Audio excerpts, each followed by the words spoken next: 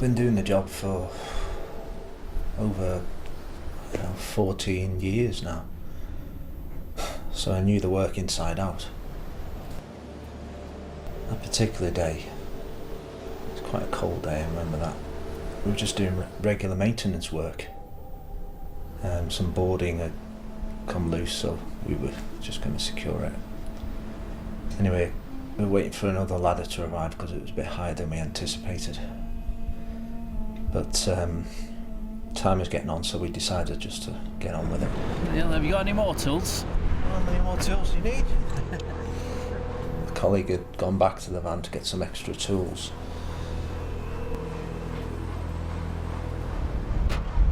And rather than wait, I decided to go up the ladder.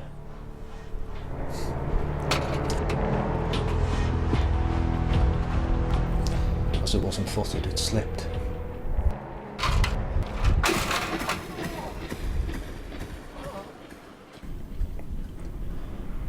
It's the worst decision I've ever made in my life.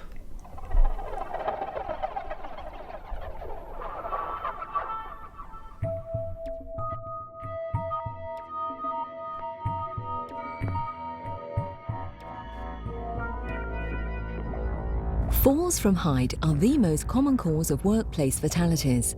Understanding the hazards and risks associated with working at height is therefore potentially life-saving. Work at height is defined as any task that is carried out above or below ground level, no matter what the distance. A fall from just a couple of feet can be fatal. There is a hierarchy of control for working at height that illustrates the best ways to prevent injury. At the top, we have the safest option: avoid leaving floor level. This can mean finding another way to do the job without leaving the ground, or simply not doing the task at all. When this isn't possible, the remainder of the hierarchy shows how the work should be tackled. It starts with prevent falls from height. Preventing falls from height essentially means using work equipment in the safest way possible. We'll now look at how this can be done, starting with ladders. Ladders are best used as a means of getting to a workplace. They should only be used for short periods, no longer than 30 minutes. Ladders are only suitable for light work in one fixed position. If a risk assessment and method statement from management suggests the use of ladders for a job, then you must use them safely. This starts with pre-use checks. If your workplace uses a ladder tag system, then you can check the tag for guidance on this. Do not use a ladder if its tag system is out of date. Pre-use checks for any type of ladder include checking for missing, damaged or worn anti-slip feet. These are essential for good grip. Look out for items stuck in the feet, such as stones, dirt or grease, preventing the feet from making direct contact with the floor. Check the rungs and sides of the ladder for any mud or grease that would impede your grip when using it, and also check for cracked, broken or weakened parts. For step ladders, make sure that the spreaders are in working order and that they lock correctly. If anything is wrong with the ladder, do not use it or try to repair it yourself. Remove it from use and report it to your manager. Once you're confident the ladder is safe to use, you should position it safely. Do not place a ladder where it can be knocked by an opening door or window unless they are secured. If this isn't practical, you should have someone standing guard at doorways or instruct people to not open the window until told otherwise. Also, avoid placing them near ledges. Doing so can greatly increase the height of the work and the danger that comes with it. Don't place ladders in positions where they could be struck by passing vehicles, and don't place them within 6 meters of overhead power lines. Check that each foot is on a clean, level and firm footing, and look out for oil or loose materials, such as plastic and sheeting. Make sure that the ladder is tall enough to reach the task. Never use boxes or bricks to gain extra height. Place the ladder with the rungs facing the work activity, not side on, as this is less stable. Different types of ladder require different treatment. Don't use the top 2 steps of a step ladder unless it has a suitable handrail like this. And don't use the top 3 steps of a swing-back or double-sided stepladder.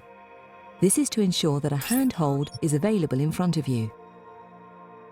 A leaning ladder must be at an angle of 75 degrees, or 1 unit out for every 4 units up. If you cannot achieve this angle because the ladder is too short or something is in the way, then do not use it. Make sure that the top of the ladder does not rest against a fragile surface such as plastic guttering or glass, which could break, causing the ladder to slip. Also, be sure that the top of the ladder extends at least 1 metre or 3 rungs above the point where you'll be working, so that you have a handhold. If the ladder will be used as a position from which to carry out work, then it's good advice to secure it across its entire length. At the foot, there should be a secure base that will not cause the ladder to slip or sink. The ladder could be tied at the top and partway down, ensuring that both styles are secured and that it's fixed to something stable and strong. If the foot of the ladder cannot be wedged against something, then it can be footed by a colleague, but this is the last resort and should be avoided when possible. If you're going to be working on or near electrical equipment that could become live, you must use ladders that will not conduct electricity, such as those with fiberglass styles. Now that the ladder is in place and secure, you'll need to know how to work from it safely. No matter what type of ladder you're using, the rules of use are the same. When climbing a ladder, first check that your footwear is free from any dirt, grease, or dangling laces that could cause you to slip. Ascend the ladder, maintaining 3 points of contact at all times, and don't rush. If you need to carry anything up with you, make sure it doesn't exceed 10 kilograms in weight. Always use a work belt to carry tools that you might need, and never carry awkward-shaped objects. They can cause you to lose your balance. When you're at your destination, never overreach. Always keep your body within the boundary formed by the ladder's stiles. Keep both feet on the same rung throughout the task. Remember to never throw anything down from a ladder either. When descending a ladder, do so slowly, rung by rung. Never slide down the stiles.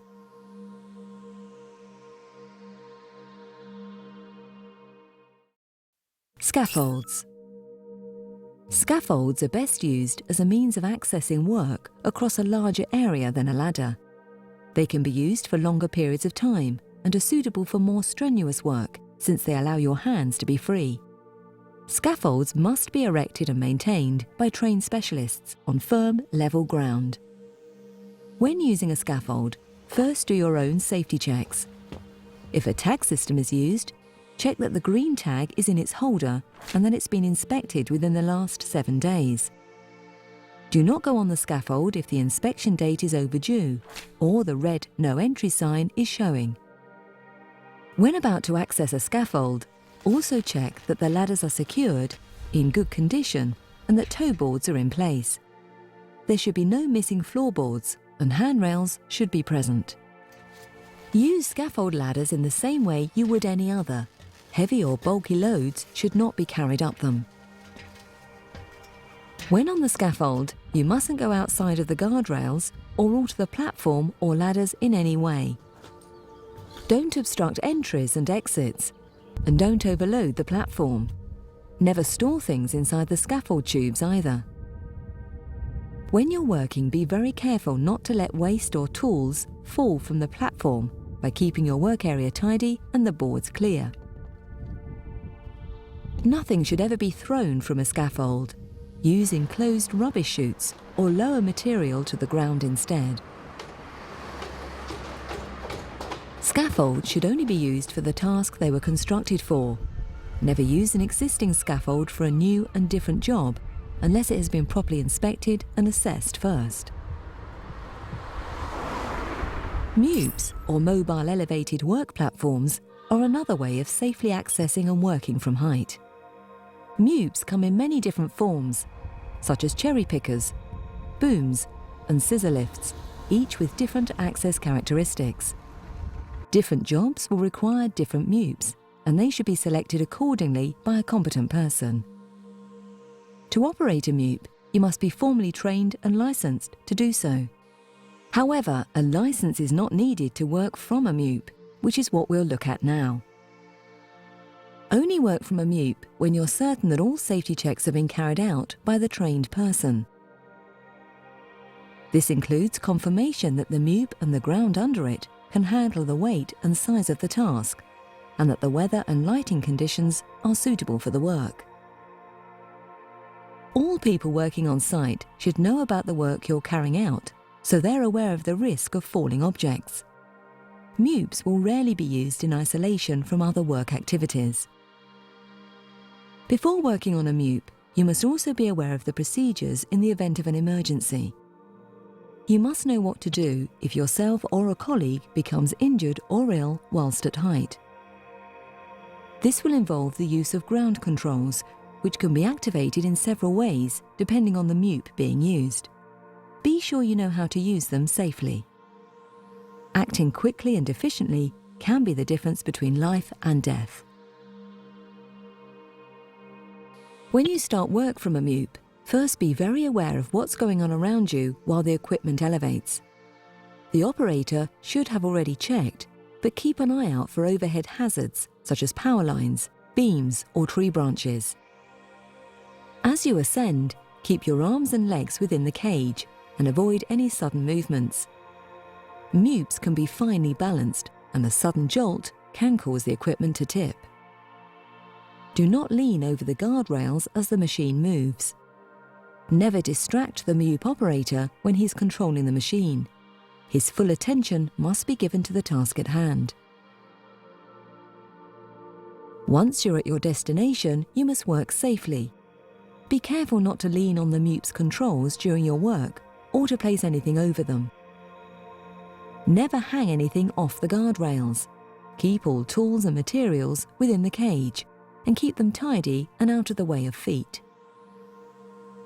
If you need to leave the work at height, make sure that you've secured the work to the safest standard. You mustn't leave unsecured items at height that have the potential to fall to the ground.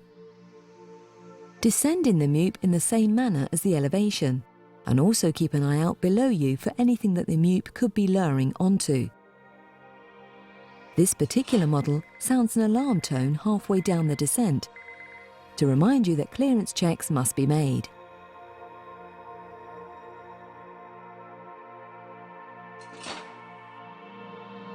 The final stages of the hierarchy involve minimizing the consequences of a fall should one occur. This can involve the use of collective and individual fall arrest systems. A collective fall arrest system is a fixed structure like a barrier, guardrail or net that prevent more than one person from falling to ground. Once installed correctly by a competent person, they do not require any action in order to work. Individual fall arrest systems are items of personal protective equipment which only protect the wearer and requires action by the user, such as properly wearing and adjusting it. Examples include fall arrest harnesses, like this one. You should only work at height using this kind of equipment if you've been specially trained to do so, and when its use is a last resort. Using equipment like this incorrectly can be as dangerous as not using it at all.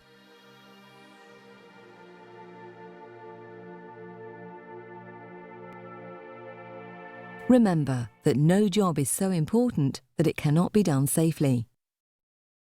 Make sure you understand the method statements and risk assessments before starting work, and be sure that you follow their advice closely. Only work from height when you have permission to do so from the person controlling the work.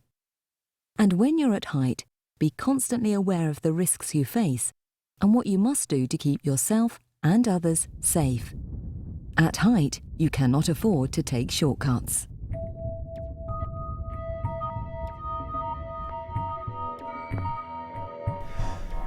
All it takes is one lapse of concentration. One shortcut, it changes everything. When I fell, I landed on my back. I sustained what they call an L1 spinal injury. I wouldn't mind, I was only a couple of feet high. That basically means I can't walk anymore.